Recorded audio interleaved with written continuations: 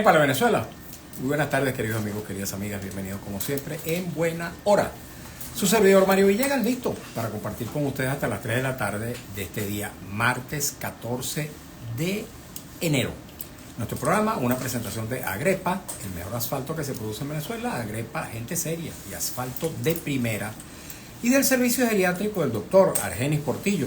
Consultas previa cita por el teléfono 0414-309-0806, 0414-309-0806. El tema de la constitucionalidad, el tema de la legalidad, el tema de los cambios que se pretenden realizar a la Constitución de la República Bolivariana de Venezuela, vigente desde el año 1999, es materia que vamos a estar tratando hoy con una persona que sabe eso, porque es su especialidad. Se trata de Tulio Álvarez, no solamente abogado constitucionalista, sino además jefe de la Cátedra de Derecho Constitucional de la Universidad Central de Venezuela y también profesor de la Universidad Católica Andrés Bello. Bienvenido, Tulio. Muchas gracias, buenas tardes a todos. Bien, Tulio, vamos a estar hablando de ese tema del cual tú eres experto. Pero antes de hablar de los cambios constitucionales que pudieran derivarse de una decisión del alto gobierno, me gustaría que analizáramos el 10 de enero desde la perspectiva constitucional. ¿Qué pasó el 10 de enero? ¿Qué es lo que tú aprecias de este acontecimiento tan importante, tan trascendente para la vida nacional en todos sus órdenes? Veámoslo desde el punto de vista del derecho. Bueno, mi querido Mario, yo aquí invoco mi condición de carupanero primero y venezolano después. Yo siento lo mismo que siente la gran mayoría de todos los venezolanos. Es decir, una burla, una voluntad política manifiesta, un teatro mal montado, sin ninguna base jurídica. Es decir, que hablar, referirnos a bases jurídicas de lo que pasó el 10 de enero, si yo quisiera ser serio y si yo quisiera ser claro, lo único que puedo decir es que no hay ninguna base jurídica de lo que pasó el 10 de enero. No la hay. No existe.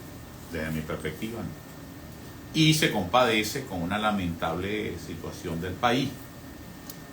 Lamentable porque todos los venezolanos tenemos que enfrentarnos a ella todos los días. Pero, por ejemplo, yo tuve que enfrentarla de una forma distinta ayer. A ver. Te voy a decir por qué. Ayer yo tuve que dar una clase de Derecho Constitucional a los muchachos que están en primer año en la Universidad Central de Venezuela específicamente, y la primera pregunta que se me ocurrió es ¿cómo se sienten ustedes? Y la segunda fue decirle, los profesores de Derecho Constitucional, ayer nos comunicamos por WhatsApp para ver qué íbamos a decir hoy.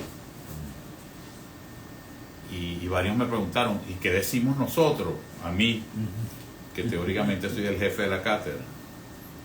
Y yo le dije un no sé manifiesto, que se lo repetí a los muchachos después, no sé. Sin embargo, cuando les estoy contando esto a ellos y les digo no sé, les digo no, ahora sí sé. Ahora sí sé. Primero, el mensaje que le doy a ustedes como estudiantes de Derecho es la respuesta a la pregunta que le hacen todos sus relacionados. ¿Por qué estás estudiando Derecho? Y yo les digo, bueno, estás estudiando Derecho porque no estás de acuerdo con la situación de injusticia que vive Venezuela, porque quieres cambiar las cosas y porque si los anteriores no pudieron, nosotros sí vamos a poder. Cuando te refieres a los anteriores, ¿a quiénes te refieres? A mí. A los abogados precedentes. A mí. Sin embargo, así como se los dije a ellos, todavía nosotros, todos los escuchas, tenemos una oportunidad de cambiar las cosas nuevamente.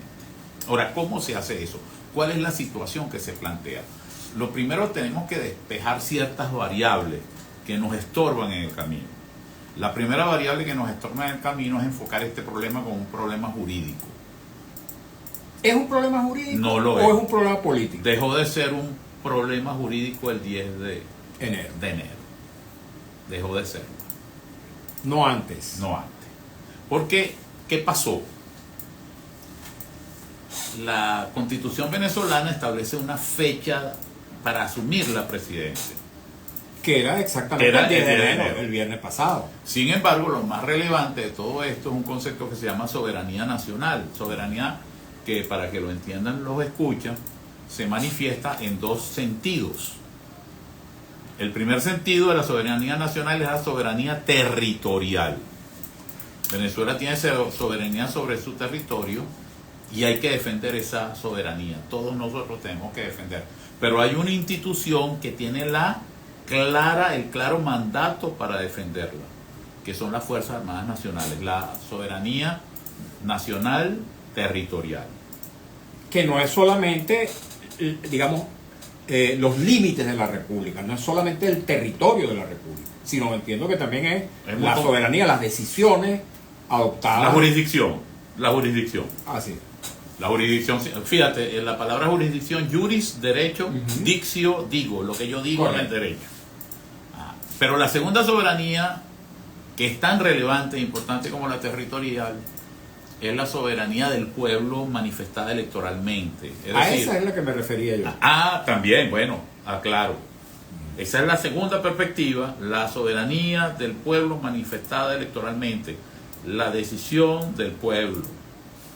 Por supuesto, el 28 de julio hubo una indubitada decisión política del pueblo venezolano y hay otra institución que está obligada constitucionalmente a hacerla respetar, que es la misma que debe hacer respetar el territorio, la Fuerza Armada Nacional. Entonces, ante esta perspectiva, el problema que se presenta, la Constitución dice el 10 de enero para la toma, pero por una manipulación vulgar, políticamente hablando, se realiza lejana el evento electoral del 28 de julio, es decir, casi 6 meses. Casi 6 meses. Eso es inusitado en la mayoría de los países del mundo. No hay un lapso tan largo para asumir la presidencia de la República. En tiempos pasados, perdóname, en los tiempos de la Constitución del año 61 eran unos 3 meses aproximadamente, porque las elecciones eran en diciembre y la toma de posesión era en marzo, que luego se cambió para febrero. Exacto. La Constitución del 61 originario establecía la juramentación para el 12 de marzo, correcto, que coincidía históricamente con varias fechas importantes. Y la segunda fecha es en el mandato del presidente Luis Herrera Campos. Él aceptó que le reportaran el mandato y ese mandato se redujo a los 10 días siguientes, al 23 de enero. Y esta Constitución lo adelantó todavía más para el 10 de enero. Pero con una diferencia respecto de la Constitución del año 61. Y me perdona que yo no soy abogado, pero este es un dato importante, que es que la Constitución del 61 fijaba una fecha para la elección presidencial, para el inicio del periodo, para la elección y el inicio del periodo constitucional. En este caso, la Constitución del 99 fijó la fecha de toma de posesión presidencial, pero no la fecha del acto electoral en sí mismo. Claro, corrígeme si estoy equivocado. Claro, eso es producto de una manipulación que se hace profeso con toda la intención para poder manipular el ejercicio del poder en esos 6 meses. Eso nada es casual. En derecho constitucional nada es casual. Y no es casual, por ejemplo, que la consecuencia directa del 10 de enero, que es un anuncio, ya que quieres analizar el 10 de enero, el anuncio es: vamos a reformar la Constitución. Correcto. Ahora, ¿para qué van a reformar la Constitución? No lo han dicho, pero yo lo sé. Es evidente para mí que el objetivo es quitarle el peso de todo lo electoral al pueblo de Venezuela y crear corporaciones, cámaras corporativas. ¿Qué significa cámaras corporativas? Grupos sociales asociados que son los que toman las decisiones. Eso es una táctica muy vieja que inventó el fascismo, la idea de las cámaras corporativas que deciden en vez del pueblo. El fascismo, el fascismo italiano asumió esa salida porque puedes tener el apoyo popular para llegar, pero después se va resquebrajando hasta que tienes el pueblo en contra.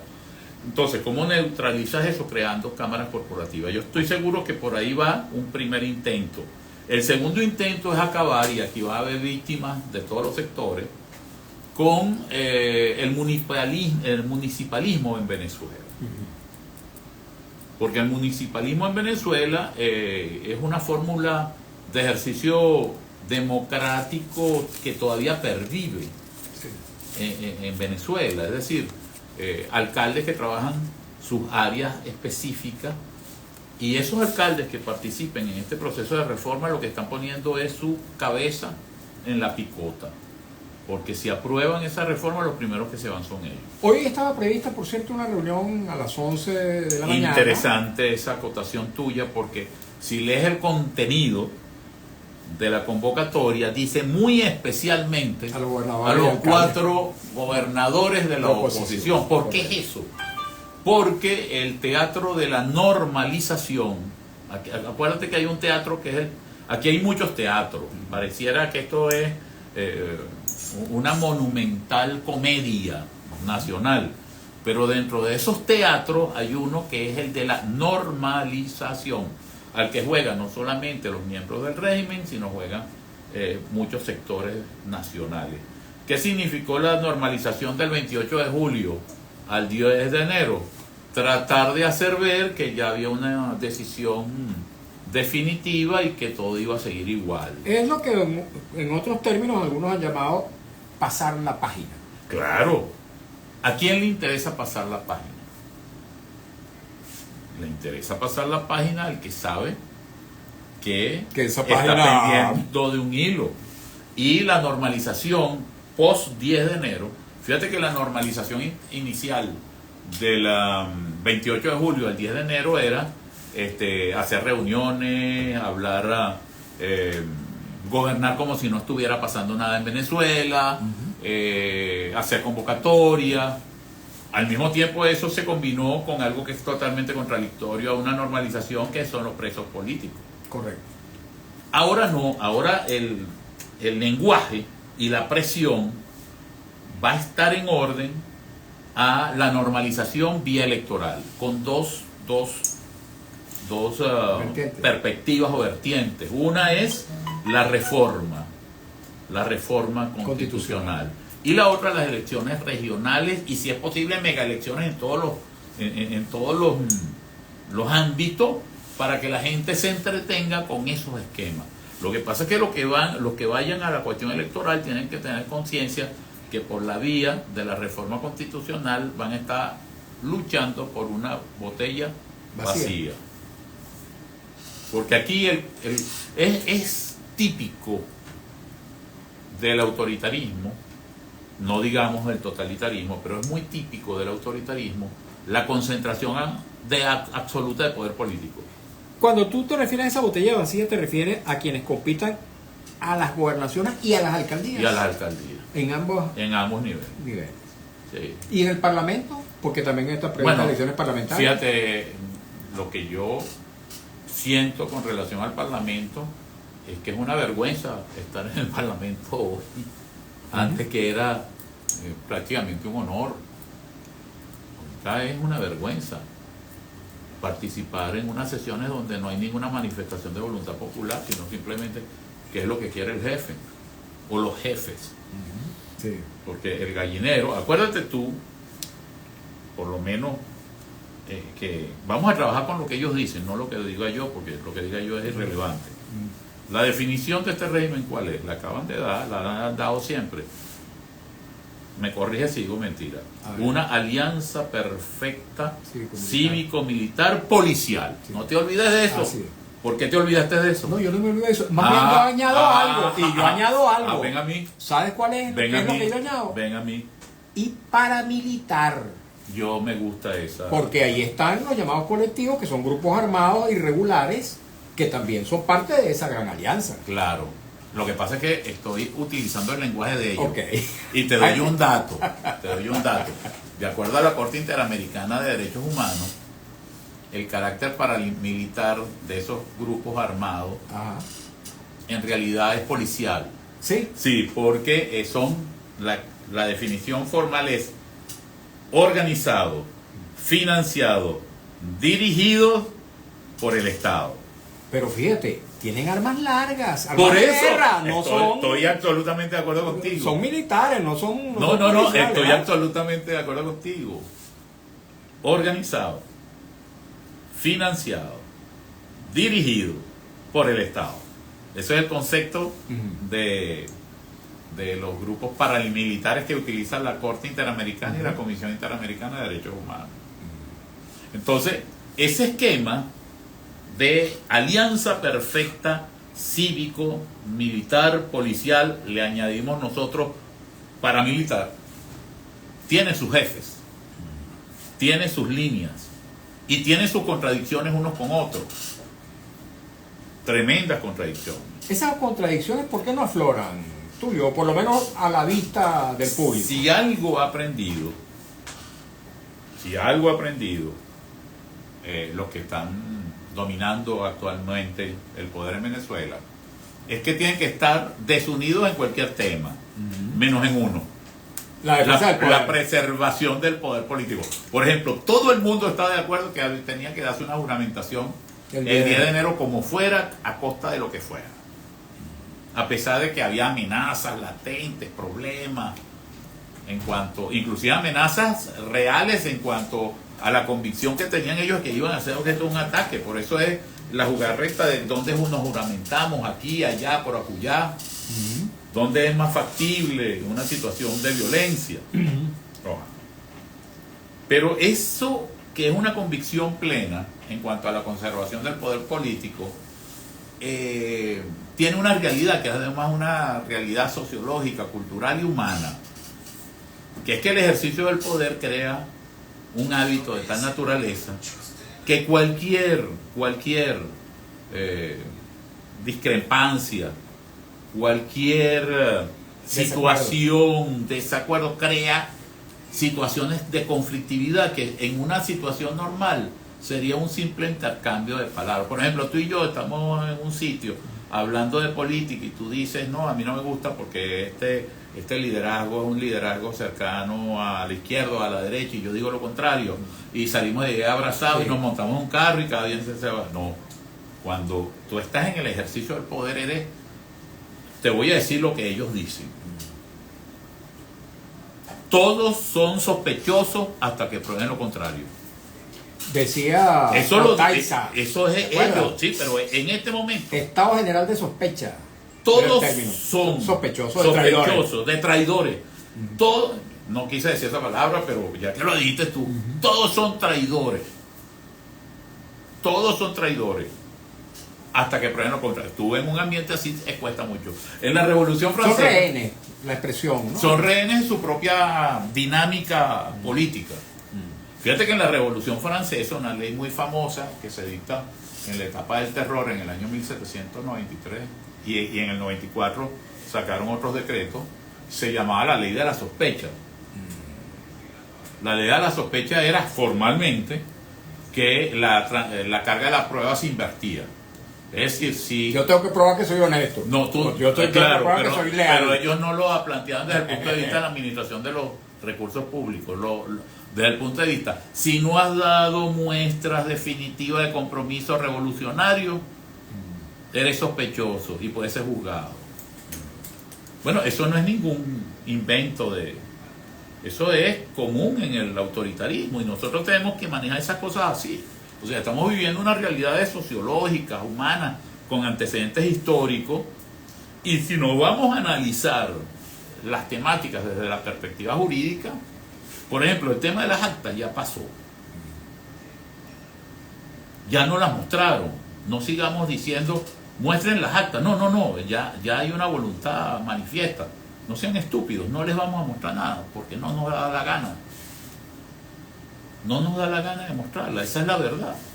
Y no nos da la gana de mostrarla, entre otras cosas, porque si la mostramos, ustedes saben lo que va a pasar. Van a coincidir con la que publicó la oposición. Claro, y bueno, y la página web del CNE, ¿dónde está? Sí. Está caída todavía. Todavía está caída. Por cierto, ¿cómo valoras tú el papel del CNE y de los rectores? Antes de entrarle al tema de los cambios constitucionales que se pretendan hacer y también de cómo ves tú la solución a esta crisis, porque es una crisis, a pesar de que se haya juramentado el presidente Maduro. Por cierto, también me gustaría que me hablaras acerca de eso, porque le preguntan a los periodistas y le comentan, bueno, ¿por qué le dicen presidente? En términos estrictamente formales, jurídicos, ¿Maduro se le puede continuar diciendo presidente o no? Bueno, eso es como un hombre enamorado. Ajá, a ver. Que le dice al objeto de su amor cómo quiere, o sea, ¿cómo quieres tú yo que yo te llame? El día que emprendamos un diálogo con ese sector, entonces yo me preocuparé de cómo los llamo. ¿Me explico? Sí. En este momento no tengo ningún... ¿Qué gano yo pensando Sí. qué es o qué no es? Si está ahí. Sí, así es. O sea, está ahí. Así es. Entonces yo no me voy a angustiar pensando qué es o qué no es desde un punto de vista jurídico. Claro, pero en términos, por ejemplo, de la acción comunicacional, en la que todos los días bueno, estamos claro. hablando de ese tema. Cada quien carga a sus muertos. Sí. Bueno, fíjate, yo ayer comentaba lo siguiente, yo ayer comentaba con una persona que no es abogada, que es Tineo Guía, Ajá.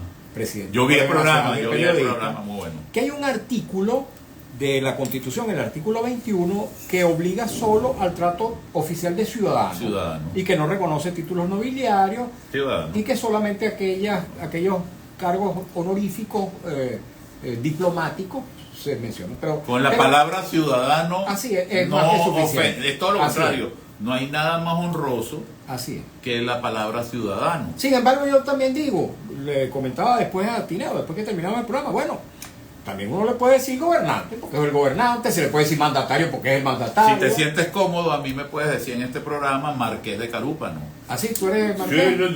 Te subieron, tú eras Sí. conde antes, ¿no? No, conde es más alto que Marqués. Si vamos a referirnos a títulos Nobiliarios. No, claro. No, pero la Constitución excluye los títulos nobiliarios. Bueno, eso sí lo dice pero yo no expresamente tengo la el artículo culpa. 21. Ok. Bien, te decía el tema de la reforma, de cómo ves tú para evitar que se pierdan, porque esta Constitución, Ya va, y quiero decir al aclárame con la público, pregunta un tema que Fíjate. estoy muy nervioso. a ver, Vamos a trabajar este programa desde una perspectiva humorística,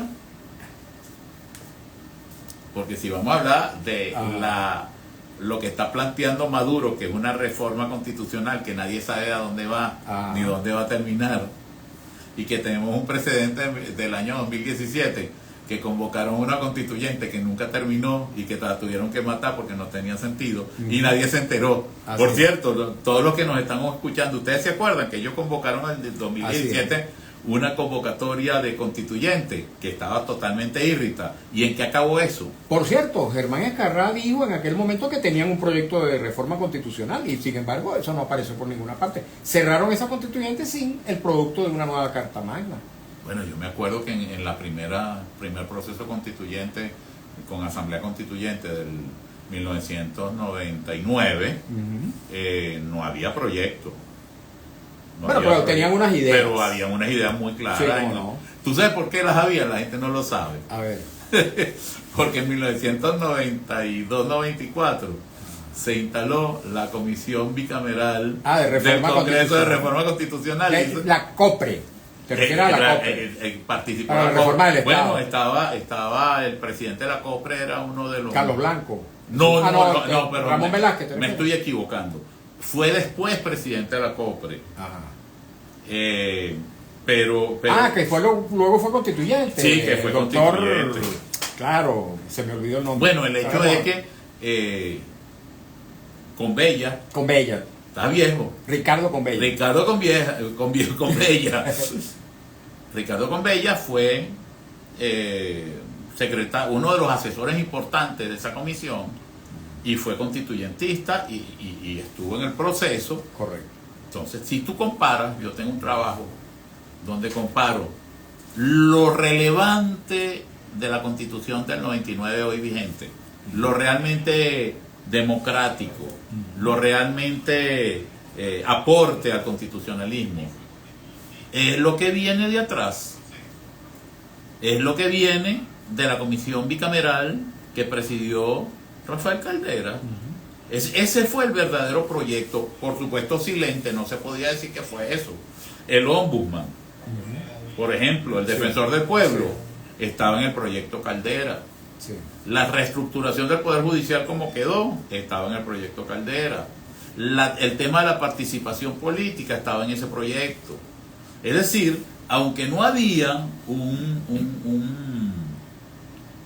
proyecto general, sí había unos antecedentes que permitieron que la Constitución del 99 se aprobara en unos términos muy interesantes. Por ejemplo, la parte económica de la Constitución, aunque no había una definición claramente en los antecedentes previos a ese proceso, en ese momento Alfredo Peña era el presidente de la Comisión de Reforma en el área económica y le metió un strike a este régimen. ¿Por qué le metió un strike al régimen? Porque cuando tú lees la parte económica de la Constitución, no tiene nada de socialista desde la perspectiva, oígase bien, de los términos. Okay.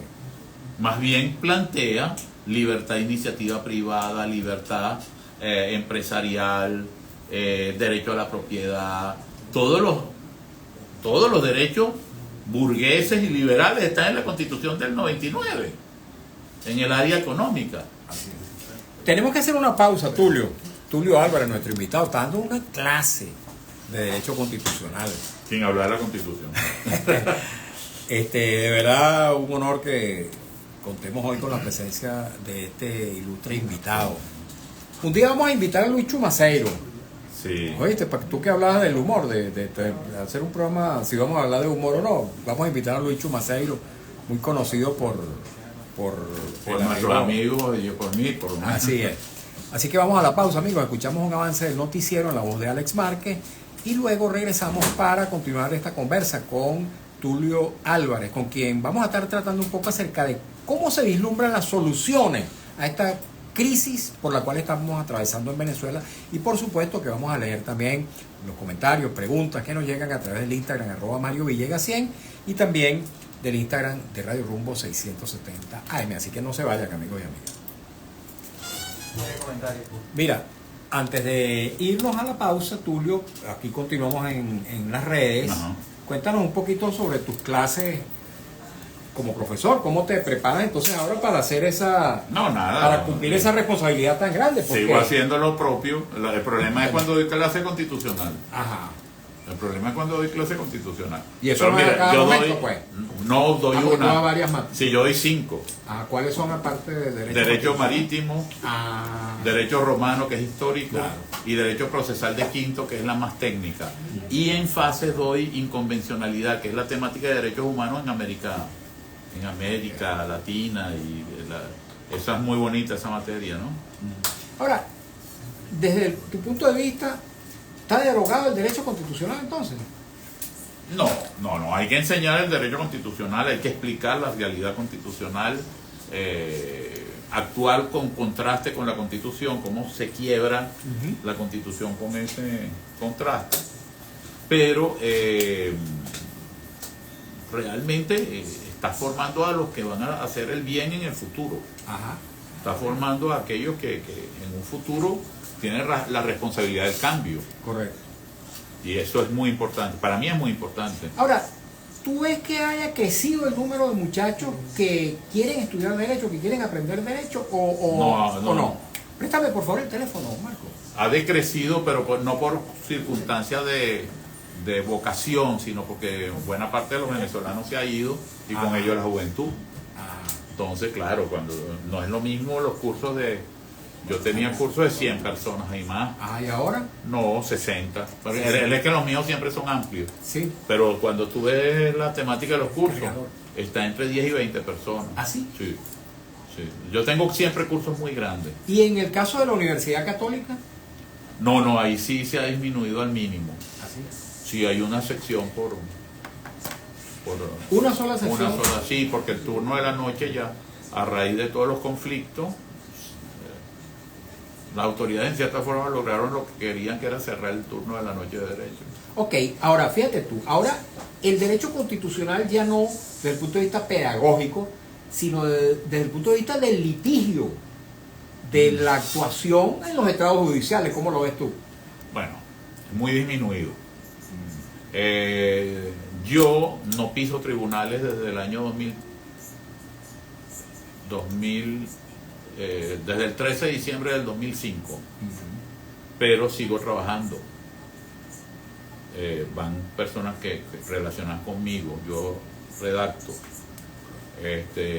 Pero ya antes yo tenía en mi época de ejercicio más de 100 casos.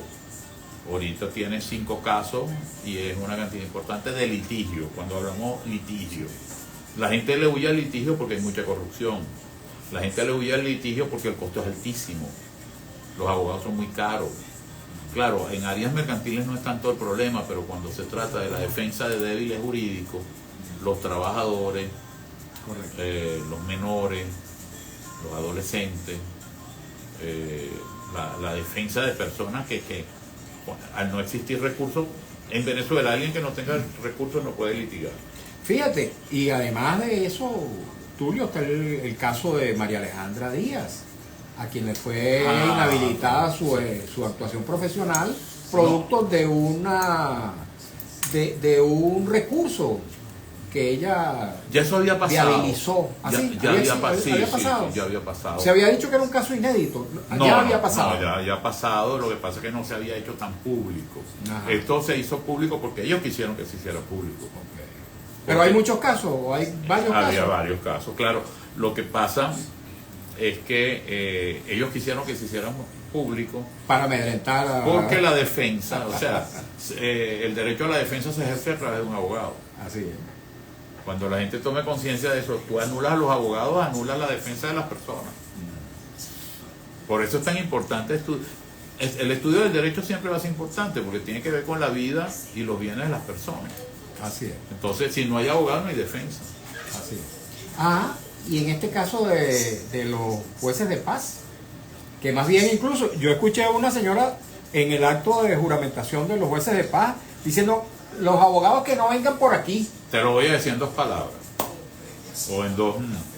Los jueces de paz no son ni jueces ni son de paz. Ok, vamos a la pausa, vamos a escuchar a Alex Martins. La información al momento en NotiRumbos, el periódico impreso en la radio.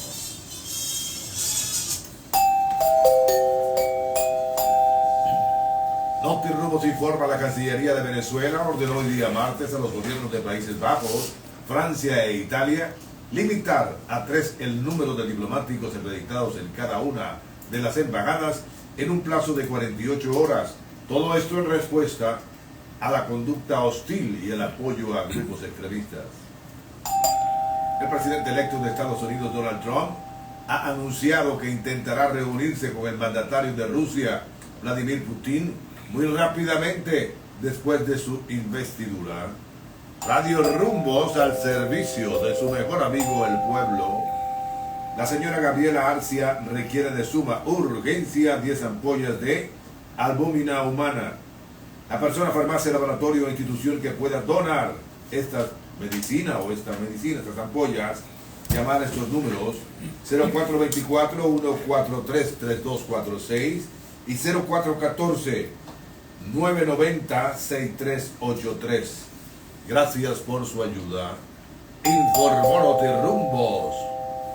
2:34 minutos, hora Rumbos, la emisora de Venezuela.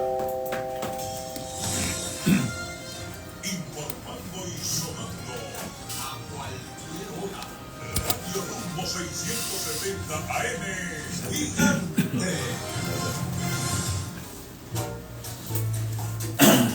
Usted está escuchando En Buena Hora con Mario Villegas y Freddy Jiménez. Por el gigante Rumbos 670 AM.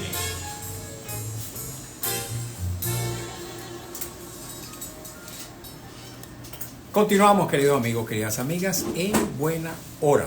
Y antes de continuar conversando con Tulio Álvarez, nuestro invitado el día de hoy, voy a hablarles del servicio geriátrico del doctor Argenis Portillo. Los invito, como siempre, a tomar nota de su número telefónico, que le puede resultar de suma utilidad, bien sea para usted, para un familiar o para algún amigo. 0414-309-0806, 0414-309-0806. El doctor Argenis Portillo, médico geriatra de una larga trayectoria, de un gran compromiso con la defensa de la salud de los adultos mayores, tiene su consultorio en la esquina de Las Cibarras, en la avenida Urdaneta, y presta también servicios domiciliarios en el caso de que el paciente o la paciente así lo requiera. Es también médico intensivista, profesional de la medicina crítica y profesor de la Escuela de Medicina Vargas de la UCB y de la Academia Militar. 0414-309-0806. Amigos, en el marco de esta conversación he recibido innumerables mensajes que voy a leer después que Tulio responda a una pregunta que me parece de suma importancia. ¿Cómo salimos de esta crisis? ¿Cómo salimos de esta coyuntura tan difícil para la vida social venezolana, Tulio? Bueno, el análisis tiene que partir de la base, de la realidad, de lo que se está... No te preocupes, apaga. Sí, yo no sé qué está pasando aquí, pero... El teléfono. Ajá, creo listo. que hay... ¿Tú sabes que me hackearon la cuenta? ¿Ah, sí? Ah, no, yo vi la de Sí, Twitter, ¿no? todo, La de todo, Twitter, todo. sí, que perdiste 100.000 Ya lo seguidores. pagué, ya lo pagué. Perdiste 100.000 y pico de seguidores. Sí, pero... ¿Mm? Oye, vale, pero qué agresiva, ¿no? Sí. O sea, me silenciaron la que yo disfrutaba mucho. Bueno, la pregunta no lo oí porque estaba peleando. Ajá, no, con- te preguntaba que ¿cómo salimos de esta crisis tan difícil, digamos, tan compleja? Yo pensé, cuando yo sí sabía lo que me habías preguntado. Ajá. Yo sabía lo que me habías preguntado. Pensaba que se me había olvidado a mí. Pensé que se te había olvidado. Bueno, a veces pasa, ¿viste? Me ha pasado. Bueno, pero no creas. Estaba jugando a eso. Está bien. Estaba jugando a que se te olvidara Me la ha pasado. A esta edad. Pero la respuesta es complejísima. Yo traté de darla antes del 10, en un trabajo que redacté. En el trabajo que redacté dije lo siguiente, no A sé ver. si tú lo leíste, yo creo que te lo mandé. Primero, que el 10E no era, como se estaba pensando, el día de la definición, el día del quiebre. No. Yo lo que planteé, que el 10E se iba a dar la juramentación a través de este proceso que vieron todos, pero que era el inicio de un conflicto que yo lo llamo ruptura, porque el artículo se llamaba juramentación 10E, normalización o ruptura. ¿Y qué hubo? Ajá, hubo la apertura de la puerta de la ruptura definitiva. Ok. Porque vamos a analizar primero si es posible o factible una normalización. Ya hablamos de lo político, ¿no? Ya hablamos que se trató de combinar algo que es incompatible. Se trató de combinar conversaciones, acción de gobierno, presencia, con una situación de persecución, donde hay unos presos políticos que son el mejor reflejo de lo que estamos hablando. En lo económico, bueno, y antes en lo político, cuando tú lees, por ejemplo, la ley Simón Bolívar, yo le pido a todos los que nos están escuchando que lean la exposición de motivos de la ley Simón Bolívar. En la exposición de motivos de la ley Simón Bolívar se dice claramente que es imposible una normalización. Justifican la ley en que es imposible una normalización, aunque ellos tratan de normalizar el país. Pero es que hay otro aspecto también clave, la cuestión económica. ¿Cómo se llama el ingreso fundamental del venezolano hoy, de acuerdo a la perspectiva del régimen? Se llama bono de guerra, no se llama salario. Así es.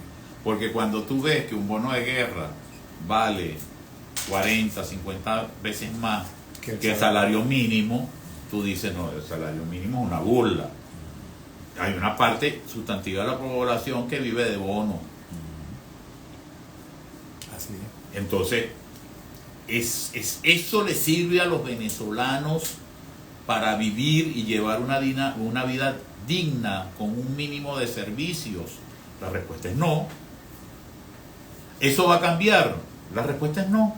O sea, no se va a normalizar la vida No pública. se puede normalizar cuando el venezolano está ganando con precios referenciales $2,5 al mes, más unos bonos, y a cuenta de que recibe eso, lo privan de salud, educación, justicia y libertad. ¿Y cómo salimos de eso entonces? Ahí voy.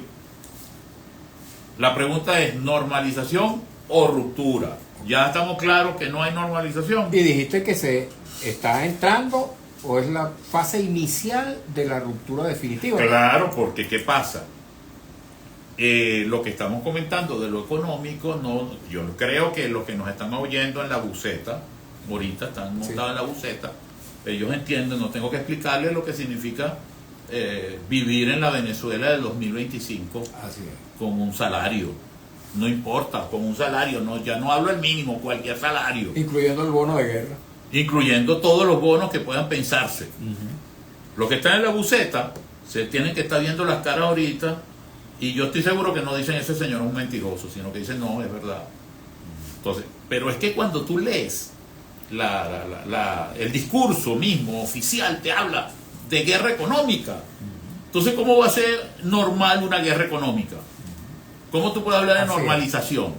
Entonces, ya esa hipótesis de una normalización del país, el hecho que haya silencio no quiere decir que hay normalidad, Correcto. porque el descontento es máximo. Ahora, hay quienes plantean, Tulio, que esa ruptura está de alguna manera cruzada también con un diálogo Ahí voy. político. La pregunta es esa. Si no hay normalización, hay ruptura. ¿Cómo se produce la ruptura? Aquí igualmente hay que sentarse con la cabeza, pensar con la cabeza, no con el estómago, y mucho menos con rencor y odio, sino hay que... ¿Cómo se puede producir una ruptura? En el artículo lo digo, la primera fórmula de ruptura es una ruptura en el seno del propio régimen político que hoy domina a Venezuela. ¿Cómo se puede dar esa ruptura? Bueno, si hay un factor, si es una alianza perfecta, cívico, militar, policial, cuando dos de esos factores se ponen de acuerdo, salieron de un proyecto que es absolutamente inviable. Porque yo te digo a ti, y tengo la convicción, en el seno del régimen político que domina Venezuela hoy, hay una convicción absoluta de inviabilidad por 6 años de lo que está pasando en Venezuela. Eso es inviable. Ya fue demasiado del 13 al 25. Ya es demasiado. Pensar en 6 años más de inviabilidad es imposible. Entonces, si quieres atajar ese problema, la primera ruptura se puede plantear del lado del propio régimen político. Como te digo, dos de los factores se ponen de acuerdo, o inclusive hay uno. Claro, hay uno. Pero yo siempre digo, dos se pueden poner de acuerdo y hay un quiebre. Hay uno que es más poderoso que todos. Vamos a ver la otra ruptura que ya existe, la ruptura del pueblo de Venezuela con la autoridad. Aquí el gobierno de Venezuela se basa en un dominio policial y de represión política. Pero la ruptura entre un sentir de un pueblo con sus gobernantes, con sus autoridades, de apoyo, de respeto, eso no existe. ¿Por qué? Porque la práctica ha hecho que dejen de ser respetados, tan sencillo como eso. Porque tú ves el propio comportamiento el propio discurso público de ese liderazgo, y es difícil encontrar gente que se manifieste inclusive verbalmente con un grado de decencia. Nos quedan muy pocos minutos, Tulio, y quiero también leer mensajes que nos han llegado, pero me gustaría que avanzáramos rapidito hacia el otro segmento de la sociedad venezolana política, de la sociedad política. Bueno. ¿Cómo lo ve esa ruptura desde desde la otra acera? La acera de la oposición. La otra posibilidad, aparte de una ruptura que pase de la pasividad a la acción, que es perfectamente factible en cualquier momento, es la factibilidad de la convicción de una vía transaccional y transicional sobre la base del resultado real del 28 de julio. Eso implica un problema, porque en Venezuela, si tú le dices a cualquiera de los que nos está oyendo, mencionas dos palabras, diálogo y negociación, te insulta, y con razón, porque se ha abusado al máximo. En el diálogo tú tienes que reconocer al otro, no lo reconocen. En el diálogo tú tienes que respetar los acuerdos, no lo respetan. En el diálogo tú tienes que creer en la negociación, no creen, solamente es por conveniencia. En consecuencia, para que se dé, yo creo que de todas las hipótesis, una de las más difíciles, si no la más difícil, es esa. La del diálogo. De las tres rupturas, ruptura interna, ruptura del pueblo que se manifiesta, y la ruptura de producto de una negociación basada en el reconocimiento del otro. De las tres, esa es la más difícil. Fíjate, una última pregunta para pasar a los comentarios de la gente. Hay quienes plantean que ya la política no funciona en Venezuela, No, que chicos, hay que apelar según ahora la es que fuerza. la política Incluso tiene hay más gente que está fuerza. llamando como Uribe Vélez, el expresidente colombiano, a una intervención internacional armada en Venezuela. ¿Cómo ves tú esos llamados? No, yo soy enemigo de cualquier intervención extranjera en Venezuela. El problema es que tenemos que la intervención ya empezó hace años, los cubanos están aquí interviniendo y metiéndose en la vida de todos los venezolanos, destruyéndonos la vida a nosotros. Ese es el problema. Yo te digo, saquen no estoy de acuerdo con ninguna intervención, vamos a empezar por los cubanos. Vamos a leer los comentarios y preguntas que nos llegan a través del Instagram @Mario Villegas 100 y del Instagram de Radio Rumbos. Rapidito, Yasmín Yoseba dice feliz tarde y dice más adelante, mi materia favorita se refiere al derecho constitucional. Es ucavista, debe ser que tú eres profesor de ella. Yasmín ¿Ya mismo? Yoseba, así se... Sí. Así se Sí, nombra. sí. Y dice, aquí su alumna, efectivamente, es alumna sí, tuya. Sí, claro, fue. ¿O fue? José Isidro 7 Torrealba años. nos envía un cordial saludo y muchas bendiciones que retribuimos también con mucho cariño. Muchos comentarios, muchas preguntas. Un poquito de paciencia, amiga, para aprovechar al máximo estos minuticos que nos quedan. Ned Bolivarqui KMM dice, si lo del 10 no tiene base jurídica, ¿me puede decir si lo de Guaidó tiene base jurídica? Es una pregunta que le hacen a Tulio, que la va a responder un poquito más adelante. Dice Yasmín Yoseba, dice, no se respetó la soberanía popular que ejerció el voto. Más comentarios, León del Valle 62, Venezuela, escogimos un camino dentro del marco legal que nos otorga la Constitución, nos dimos con votos un nuevo presidente y soberanamente exigimos que se cumpla la ley. Adelante, vamos. Más comentarios, Yasmín Yoseba dice, la misma Constitución que crearon lo desnudaron, quedando como un régimen totalitario. Aprendió bastante de derecho esta muchacha, esa exalumna tuya. @León del Valle 62, hoy, mañana y en lo sucesivo, alzo la voz por la libertad de todos los presos políticos y los desaparecidos. Le acompañamos a esta persona. Beatriz Tobar dice, hola, buenas tardes, por favor aclarar si es legal eso de que para cambiar la Constitución pueden participar extranjeros.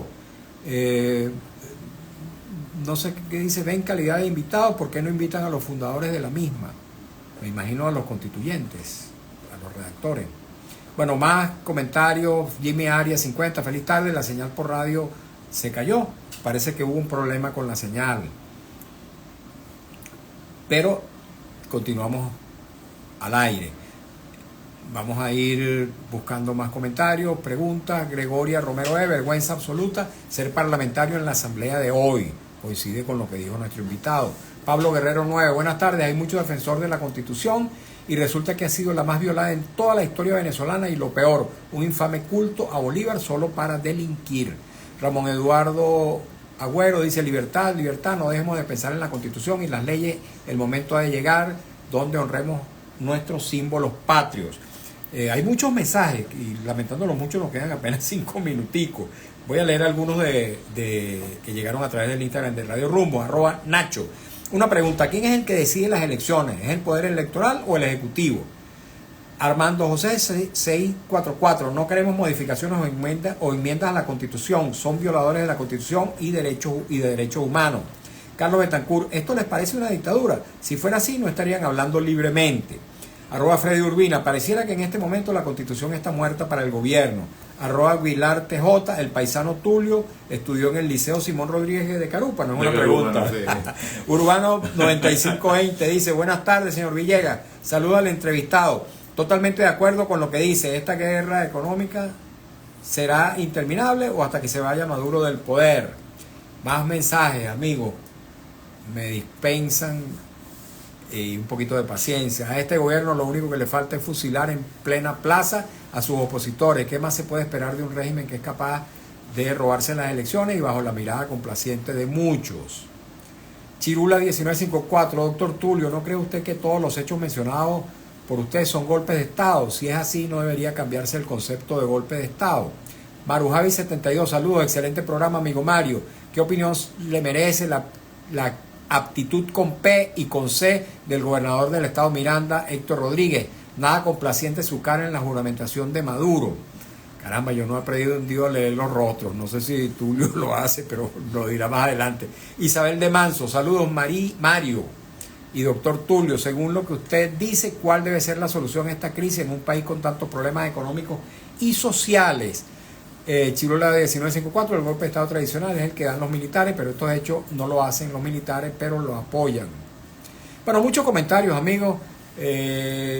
Lamentándolo mucho, voy a dejar de leerlos para darle los minutos que nos restan, que apenas son 2 minutos y medio, a nuestro invitado. Me dispensa. Tulio, tus reflexiones acerca de esta multiplicidad tan diversa de comentarios de la gente. No, lo que pasa es que es lógico, racional, que las personas que nos están escuchando sientan desilusión, impotencia y rabia, vamos a ponerlo así en ese orden. Ahora, de que esto es un proceso político que va a derivar en una ruptura, yo estoy convencido de eso. Es imposible una normalización. Lo que hay que enfocarse es cómo va a ser esa ruptura. Por supuesto, si tú me preguntas qué tipo de ruptura yo desearía, partiendo de la base que no hay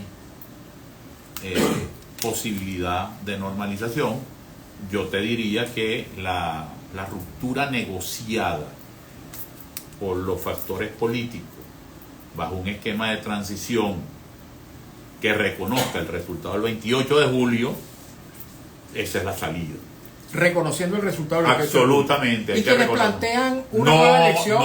No, yo no estoy de acuerdo con repetir elecciones, yo no estoy de acuerdo con... No, el reconocimiento de la voluntad política del venezolano, porque entonces, que cada vez que les provoque, como lo han hecho, anular la voluntad nacional, la anulan.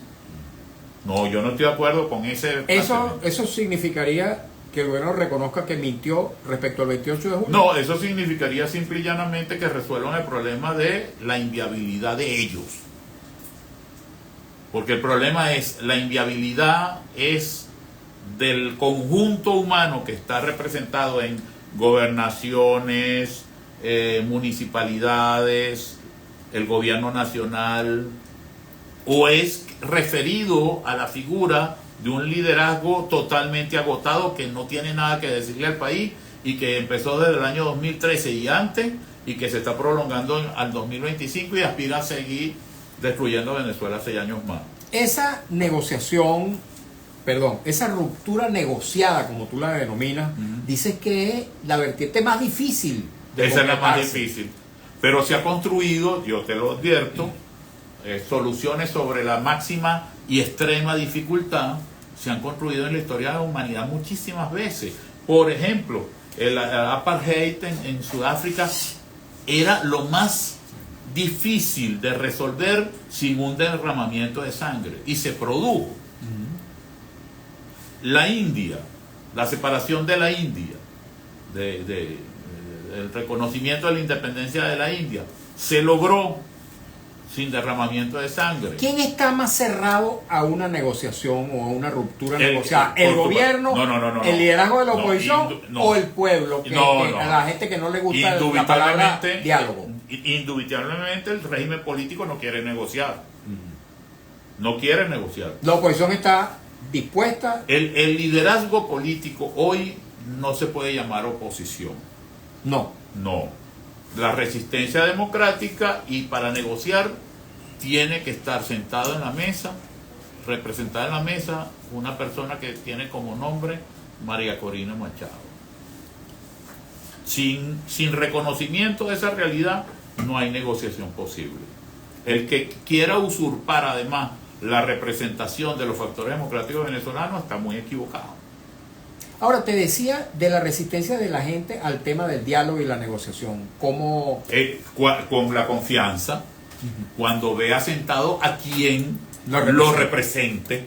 Correcto. Esa es la realidad. Y en quién confía. Tulio, agradecidísimo. Nos robamos unos minuticos adicionales. Ay. En Yo donde- sé que no me van a invitar más, pero es un sueño que yo tengo desde chiquito. Toca la marimba. Muchas gracias. Muchas gracias a ti, Tulio. Nos robamos unos minuticos y me dispensa el buen amigo Marco Rivera y Aymara Higuera, los colegas que vienen detrás de mi programa. Pero bueno, en otro momento les regalaré unos minutos del mío. Muchas gracias a ustedes también, amigos, por habernos acompañado en esta nueva edición de nuestro programa En Buena Hora. Trabajamos para ustedes con mucho cariño. Desde la dirección de Radio Rumbo, Elsa Siciliano, en la jefatura de prensa Luis Alberto Albornoz, en los controles Emil Lara, en la lectura de las informaciones Alex Márquez, en las redes sociales de Radio Rumbo Marco Rivera, y frente a los micrófonos su servidor Mario Villegas con V de Venezuela. Nuestro programa, una presentación de Agrepa, el mejor asfalto que se produce en Venezuela. Agrepa, este sería asfalto de primera, y el servicio geriátrico el doctor Argenis Portillo. Consultas previas citas por el teléfono 0414-309-0806. Tengan todos y todos muy buenas tardes.